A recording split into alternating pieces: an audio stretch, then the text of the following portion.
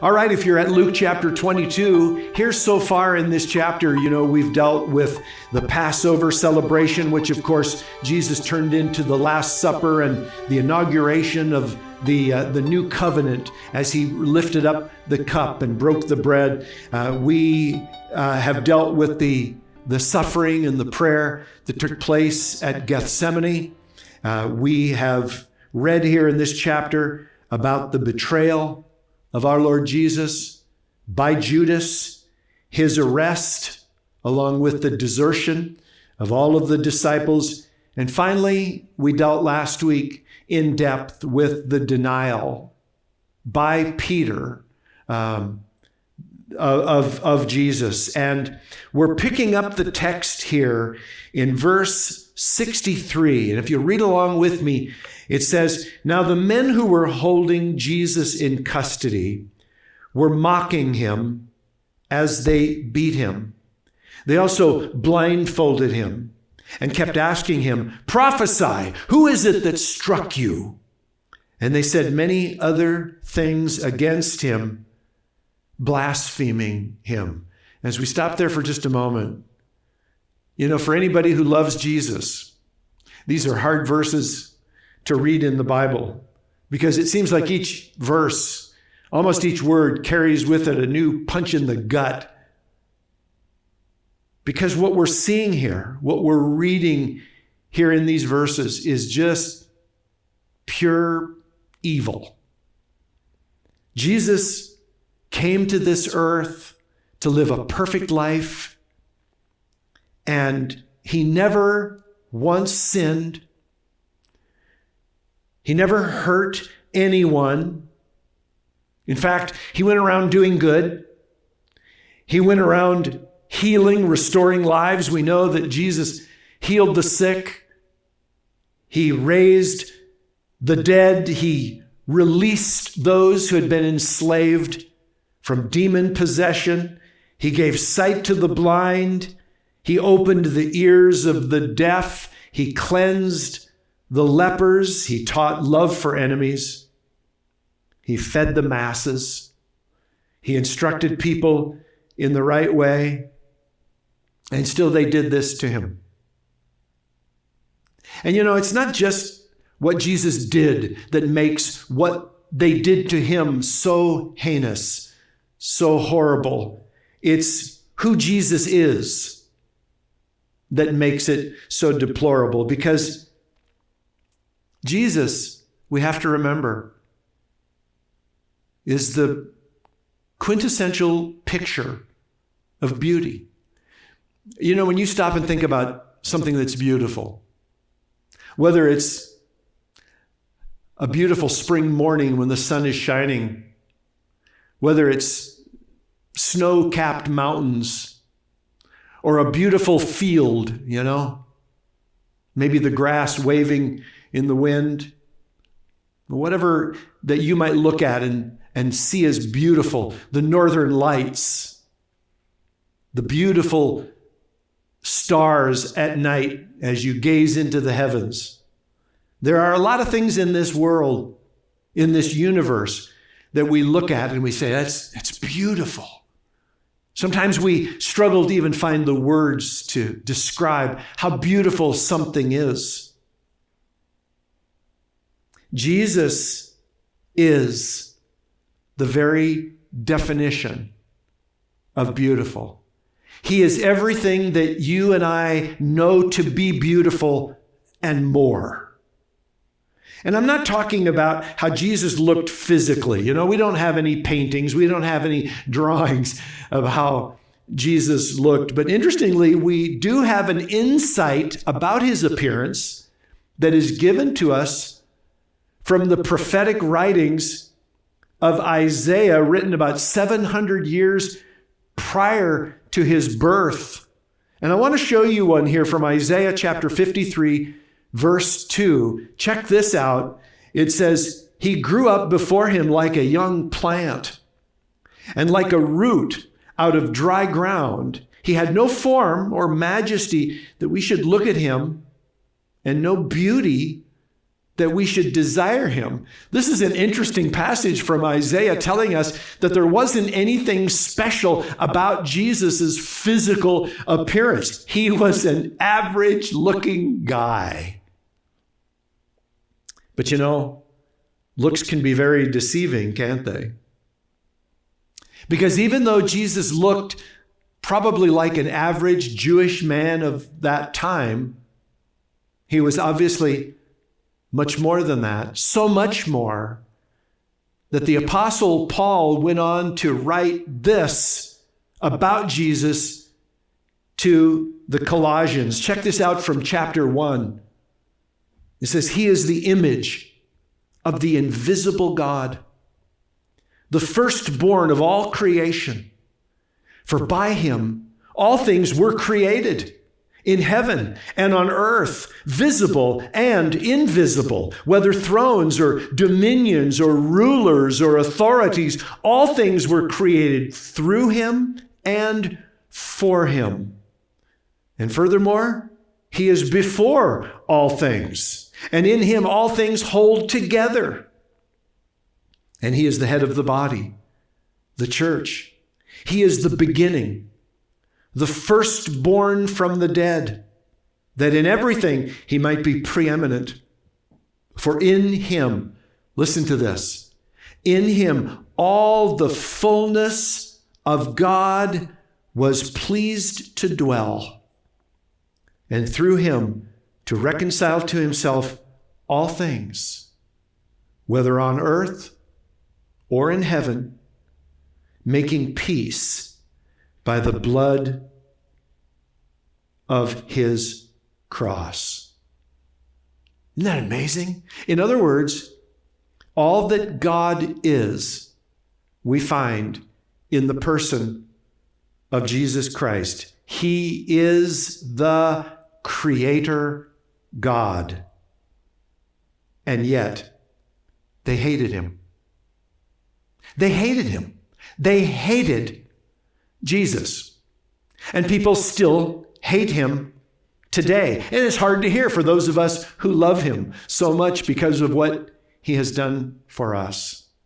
But you know, John records Jesus saying or speaking about this hatred. Look at this from John chapter 15. He said, but the word that is written in their law must be fulfilled. They hated me without cause. And what he's actually doing is quoting a psalm here. He's quoting Psalm chapter 69. Let me show it to you. This is something that's very interesting. Verse 4, it says, more in number than the hairs of my head are those who hate me without cause. Mighty are those who would destroy me. You know, I got to thinking about all this as I was putting together this and kind of just thinking about these verses. I was pondering this whole idea of hatred, the hatred that was aimed, at Jesus. And hatred is a very, very strong word. We don't even like to use it very often. And of course, the emotion that goes along with it is something that we ought to avoid as often as possible. But hatred, make no mistake about it, hatred and its full meaning is what we are seeing here in these verses at the end of this chapter, Luke chapter 22, in the way these men are treating Jesus, abusing him, mocking him, blaspheming him. And they had no cause to do any of those things. They had no cause, absolutely no cause. And the thing that makes it so hard to read in these verses, the thing that makes it so difficult to think about is that what these verses are doing is they're revealing something that is very fundamental and yet very troubling about our hearts. They're revealing to us the extent of our own human depravity. And that's what's hard to hear. It's what's hard to read. To hate someone, to hate them, who has done you no wrong, requires an almost animalistic brutality that, would otherwise defy reason. And yet, we do know the reason for it because the Word has given it to us. We know And this is what's difficult, and what every Christian has to come to terms with, and that is that kind of hatred, the kind of hatred that those men were showing that day to Jesus, is the kind of hatred that lies within every fallen human heart. And what I mean by that is that it lies within my heart too. And I can't look at what they did to Jesus, and I can't say, as much as I would like to, how could they? You know, we say that sometimes, don't we? When we read about some heinous act, some terrible, deplorable way someone has been treated. And sometimes you even hear Christians say, how could they? How could they do that? Well, I know how they could do that. I know because the Bible tells me that that same sickness is in me too. I was born with it, and so were you.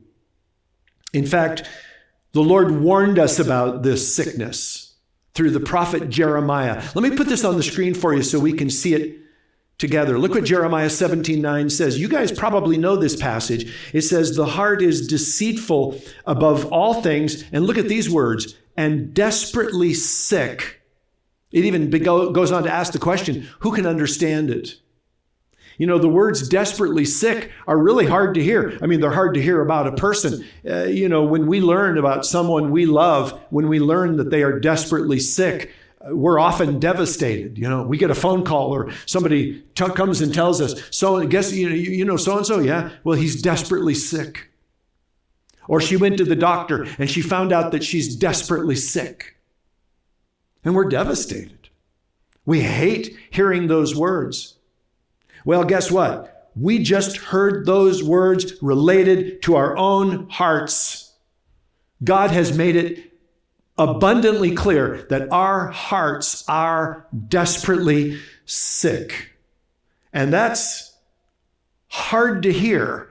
But I got to thinking about what was happening to Jesus in these verses as they were beating him, as they were abusing him, as they were blaspheming him. And I got to thinking, Jesus knew everything that we've just been talking about. He knew that these men who were treating him that way had hearts that were desperately sick. He knew that. And he understood the things that they were doing to him are the things that people with desperately sick hearts do. Those are the kinds of things they do. But he also knew that was exactly why he came to this earth. He came to do something about our desperately sick hearts. And so he endured this horrific treatment that you and I find even difficult to read, let alone watch. He endured that kind of mistreatment knowing that he was the solution to the problem. In fact, I believe it was that idea. I believe it was that truth that actually carried Jesus through and enabled him to go on. Because we know that as God in human flesh, he could have put a stop to it at any moment. In fact, Jesus even said concerning himself, do you not think I could summon or call upon my Father who would send legions of angels? But then how would the word of God be fulfilled? Jesus endured the suffering. He allowed it to continue, knowing that the people were doing it had sick hearts, but knowing that he was the solution to their sick hearts. Let me show you what it says in Hebrews chapter 12. This is such a beautiful passage. It says, Jesus, who for the joy that was set before him, endured the cross, despising the shame. That is one of the most powerful and one of the most beautiful passages in the Bible. Because you can understand now, as we've set the stage here for this whole situation, what this passage is saying. Jesus endured the expression of sick hearts for the joy that was set before him. And that joy was knowing that the solution to that terminal sickness was there in him. Help was on the way. You know, it's one of the things I think about when I hear sirens. I used to hate hearing sirens. I got to be honest with you and just tell you that. I used to hate whenever I heard an emergency siren, whether it was an ambulance or whatever, fire truck. I always thought, oh man, there's terrible things going on. But then I realized, no, that means help is on the way. And that's what I actually even say out loud, even if I'm driving in the car by myself and I see an emergency vehicle on the way, lights going, sirens blaring. I think to myself, well, good, help's on the way, help's on the way. Jesus endured the shame that he went through for you and I because he knew help was on the way. Luke goes on in verse 66 to say this. When day came, the assembly of the elders of the people gathered together, both chief priests and scribes, and they led him away to their council. Now, let me stop here also for just a moment to tell you that Luke is giving us a little bit of an abbreviated version of all the things that happened during the night or during the nighttime hours, because we actually know that Jesus endured several gatherings or trials, if you will, prior to the sun actually coming up. Right after Jesus was arrested, he was taken to the home of Annas, who was the ex-high priest, but was in fact the power behind the position of high priest. And it was there that Jesus was questioned initially. And after that, he was brought to the home of Caiaphas, who was the sitting high priest. And it was at that time that some of the members of the Sanhedrin had gathered also to question Jesus and so forth. And this is again while it was still dark, all right? And it was during that second meeting at the home of Caiaphas that false witnesses were brought in. And of course, none of them could agree, but they gave their false testimony anyway. And after that, Jesus was questioned by Caiaphas. Caiaphas demanded to know if he was in fact the Son of God. And after his answer, Jesus was beaten. And that's what we read about in verses 63 through 65. But now, as we move on here, in verse 66, daybreak has come. Jesus is now being brought before yet another meeting of the Sanhedrin, presumably with more of the members of the Sanhedrin in attendance. It is now daytime, and there is yet another trial. I don't know if you're aware of how many violations of Jewish law have actually taken place so far up to this point where we're just at sunbreak, right, in the day. But there were so many abuses of basic Jewish law that took place in this. For example, according to Jewish law, all criminal trials were to begin after sunrise and were to end before sunset. According to Jewish law, criminal cases were never to be tried during Passover celebration. According to Jewish law, only an acquittal could be issued on the day of the trial. In other words, the day the trial takes place, the only thing you can do on that day is acquit the person. If it is a guilty verdict, they had to wait until the next day to actually deliver that verdict or before it was handed down. According to Jewish law, all the evidence that is brought in a trial had to be corroborated by 2 or 3 witnesses. That, of course, didn't happen in the case of Jesus' trial. And those witnesses were to be examined separately. According to Jewish law, a witness at a trial who gave false testimony was to be put to death. None of that happened here. And according to Jewish law, a proper trial was always to begin with evidence of the accused person's innocence before any evidence showing possible guilt was offered. So many of those things never happened. But they were a very strong part of Jewish law. And that is why the following exchange takes place here at the end of verse 66, verse 67, and verse 68. Look at this. End of verse 66. And they said, if you are the Messiah, if you are the Christ, tell us. But he said to them, if I tell you, you will not believe. And if I ask you, you will not answer. Interesting response, isn't it? Jesus knew that this trial was not about getting to the truth. There was nothing legal going on here. There was nothing honest going on here. There was nothing sincere that was happening here. But Jesus couldn't help but be truthful. And so he said in verse 69, look with me in your Bible, but from now on, the Son of Man shall be seated at the right hand of the power of God. And so they all said, so are you this Son of God then that you're talking about? And he said to them, you say that I am. That's another interesting response that Jesus gives here.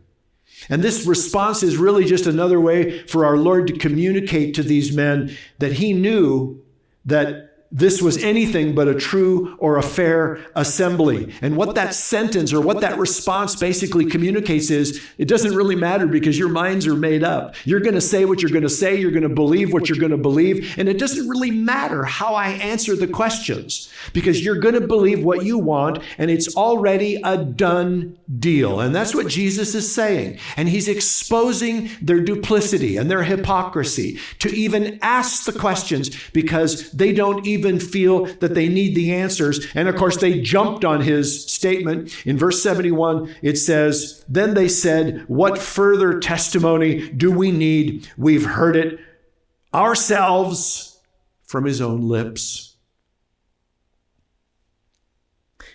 What's interesting about that, though, is that during Jesus' public ministry, he had repeatedly identified himself as God's unique son, which is in itself a declaration of his deity.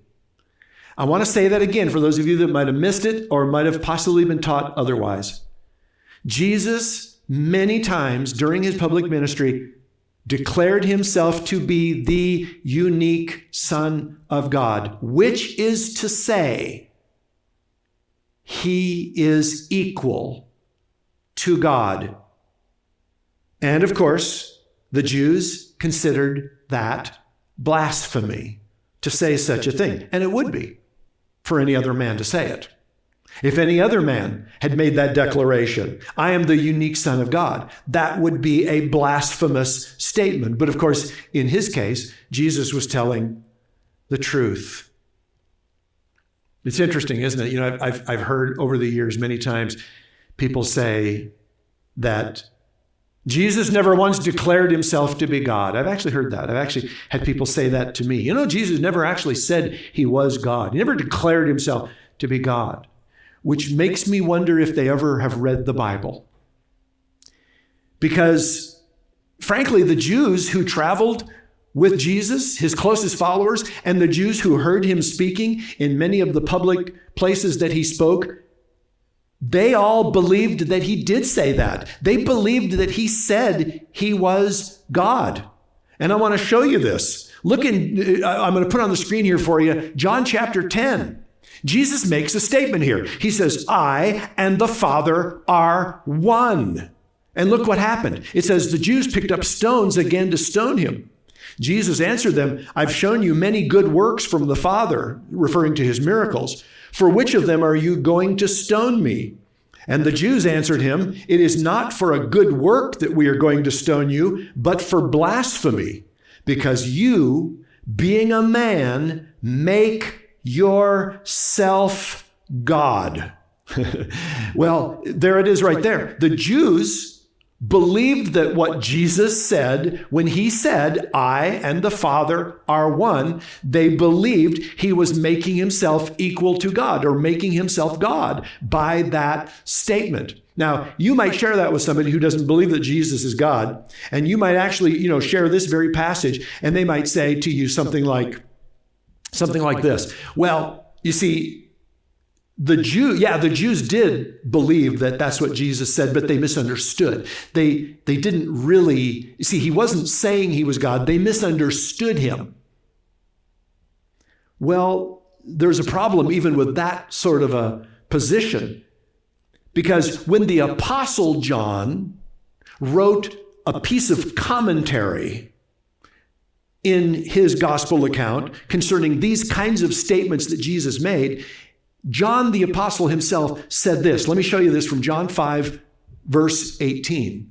John himself writes, this was why the Jews were seeking all the more to kill him, because not only was he breaking the Sabbath, but he was even calling God his own Father. Look at this, making himself equal with God.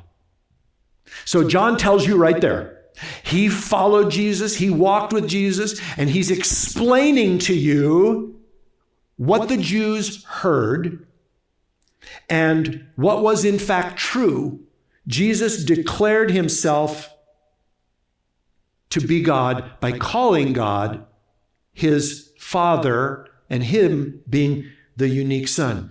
So we take all this and we bring it back to Luke chapter 22, and what do we have? We have the realization that we put the Son of God to death. That's the realization. We sentenced to death the very God who created us. We did not recognize him. We did not appreciate him. We did not see his beauty. We chose to see something quite different. And you'll notice I say we, because there's a point in every person's life who becomes a believer when we have to realize, it wasn't the Jews alone who turned him over to be crucified, and it wasn't the Romans alone who nailed him up on that cross. It was you and me. To think that maybe we would do something different, how do we know? And the fact of the matter is, my sin and your sin is why he came to die in the first place. He came to be the solution, the healing of our desperately sick hearts. I want to close this morning with one of the most beautiful passages from Isaiah, chapter 53, which I'll show you on the screen. It says, surely he has borne our griefs and carried our sorrows. Yet we esteemed him stricken, smitten by God, and afflicted. But he was pierced for our transgressions. He was crushed for our iniquities. Upon him was the chastisement that brought us peace. And with his wounds, every one, we are healed. We are healed. What a glorious realization. We are healed. You know that desperately sick heart that Jeremiah revealed, or I should say the Lord revealed through Jeremiah? Jesus came to heal that heart. He came to cleanse that heart, to wash that heart, to make it new. And that's what he does. The Bible actually tells us that the old is gone. The new has come. Isn't that amazing? The old has passed away. The new has come. We've been given a new heart. We've been given a new nature. I wish I could say to you today that the old sinful nature is completely gone. I wish I could say that. But unfortunately, we have to crucify it every day. Unfortunately, every day we have to bring it to the Lord, lay it at his feet, and say, Lord, I don't want to yield to this today. I want rather to yield to you. I want to give my life to you today. I want you to live through me. I want your power operating in me, through me. I want to walk in the power of the Spirit today, not the power of the flesh. And that's the birthright that each believer is given in Jesus. The birthright to walk according to the Spirit, to not yield any longer to the power of the flesh.